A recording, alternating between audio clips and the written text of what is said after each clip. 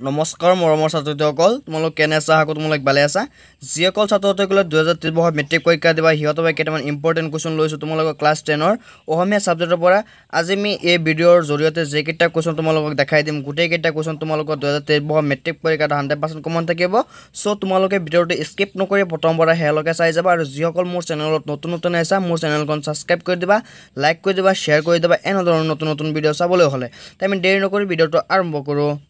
তোমালোকৰ যেটো সূচীপত্ৰ আছে সূচীপত্ৰ তোমালোকক গদ্যাংশৰ পৰা আজি কেইটামান ইম্পৰ্টেণ্ট কোৱেশ্চন দিম তোমালোকে চাই যোৱা 8 নম্বৰ পাৰ্ট যেটো আছে তোমালোকৰ অসমৰ জনগোষ্ঠীৰ গাঁথনি আৰু সংস্কৃতি ইয়াৰ পৰা কেইটামান ইম্পৰ্টেণ্ট কোৱেশ্চন দিম লেখক তে পাৰ্টৰ লেখকজনৰ নাম হ'ল আব্দুছ সত্তাৰ সো তোমালোকে ভিডিঅ'টো স্কিপ নকৰি প্ৰথম পৰা হেলকে চাই যোৱা 47 পেজত দিয়া আছে আব্দুছ সত্তাৰৰ বিষয় দিয়া আছে লেখকৰ পৰিচয় মানে আব্দুছ সত্তাৰৰ বিষয় লিখা আছে ইয়াত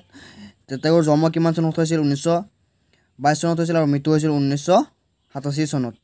তেওঁৰ জন্ম ক'ত হৈছিল যে তিতাবৰত জন্ম হৈছিল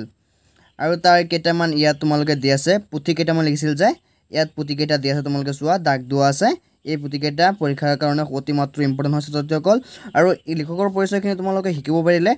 ইয়াৰ এই পাৰ্টৰ পৰা যে কেইটা এক মাৰ্কৰ কোৱেশ্চন আহে তোমালোকে অতি সুন্দৰভাৱে লিখিব পাৰিবা 9 পেজ নম্বৰ দিয়া আছে যে কেইটা 2023 মেট্ৰিক পৰীক্ষা 100% কমন পৰিব সেই কেইটা কোৱেশ্চন তোমালোকক দিম আজি আমি তোমালোক চোৱা যে অতি চমু উত্তৰ লিখা ইয়াত দিয়া আছে ক নম্বৰ খ নম্বৰ আৰু গ নম্বৰ এই তিনিটা অতি মাত্ৰ ইম্পৰ্টেণ্ট হয় এই তিনিটা তোমালোকৰ 2023 মেট্ৰিক পৰীক্ষাত 100% কমন থাকিব ছাত্ৰসকল সো তোমালোকে ভিডিঅ'টো স্কিপ নকৰি প্ৰথম পৰা হেলকে চাই যাবা মনোযোগেৰে চাই যাবা ছাত্ৰসকল ইয়াত দিয়া আছে ক নম্বৰ কোৱেশ্চনটো তোমালোক চোৱা ক্ৰিয়তৰ শতিকাত অসমলৈ অহা বহিৰাগত গোষ্ঠী কোনটো আমাৰ দিয়া আছে খ নম্বৰ প্ৰাচীন কালেৰে পৰা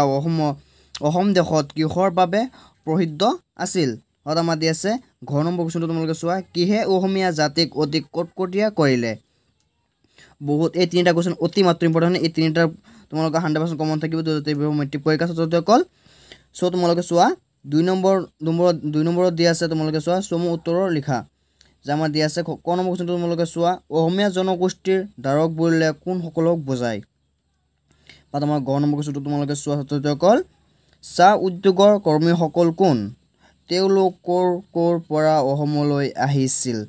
অতি মাত্ৰ ইম্পৰ্টেণ্ট হয় কোৱেশ্চন কেইটা ছাত্ৰসকল পেজ নম্বৰত দিয়া আছে তোমালোকে চোৱা অসমৰ পুৰণি সাহিত্যৰ সমলবোৰ কি আৰু তোমাৰ 4 নম্বৰ কোৱেশ্চনটো তোমালোকে চোৱা 4 নম্বৰ কোৱেশ্চনটো অসমৰ বৈচিত্ৰ্যপূৰ্ণ জনগোষ্ঠীৰ গাঁথনি অসমীয়া সংস্কৃতিৰ বৈশিষ্ট্য ৰক্ষা পৰিছে কথানাৰ গুৰুত্ব ব্যাখ্যা কৰি অসমৰ জনগোষ্ঠীৰ বৈচিত্ৰ্যৰ কথা বৰ্ণনা কৰা বহুত ইম্পৰ্টেণ্ট ছাত্ৰসকল ভাষা দি আছে 7 নম্বৰ কোৱেশ্চনটো তোমালোকে চোৱা লগে সংস্কৃতিৰ ৰূপান্তৰ ঘটিলে কিহৰ লগে সংস্কৃতিৰ ৰূপান্তৰ ঘটিছিল এই ৰূপান্তৰ কিদৰে ঘটিছিল বুজাই লিখা অতি মাত্ৰ ইম্পৰ্টেণ্ট হয় ছাত্ৰসকল কোৱেশ্চন কেইটা আমাৰ দি আছে 8 নম্বৰ কোৱেশ্চনটো তোমালোকে চোৱা 8 নম্বৰ তাৎপৰ্য ব্যাখ্যা কৰা ইয়াত ব্যাখ্যা কৰা তিনিটা আছে ইয়াৰ পৰা এটা তোমালোকক দিছো আমি কমন যেটো 100% কমন থাকিব 2023 মেট্ৰিক পৰীক্ষা ছাত্ৰসকল তোমালোকে চোৱা দেখা যায় যে সকলোকে বান্ধি থোৱা এনাজৰীডাল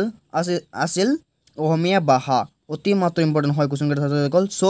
ভাষা দি আছে ইয়াত তোমালোকে চোৱা সন্ধি ভাঙা ইয়াত আছে 1 নম্বৰ সন্ধি ভাঙা যেটো দিছে তোমালোকে সংস্কৃতি এটো অতি মাত্ৰ ইম্পৰ্টেণ্ট হয় তোমালোকে এটো চাই লবা ভাষা দি আছে 2 নম্বৰ এটো বহুত ইম্পৰ্টেণ্ট হয় ছাত্ৰসকল কোৱেশ্চনটো তোমালোকে চোৱা উপসৰ্গ লগ লগাই তিনিটা শব্দ গঠন কৰা অতি মাত্ৰ ইম্পৰ্টেণ্ট হয় এটো আহিব পাৰে তোমালোকৰ 2023 মেট্ৰিক পৰীক্ষাত সো আমি ভিডিঅ'টো ইয়াতে সমাপ্ত কৰিলো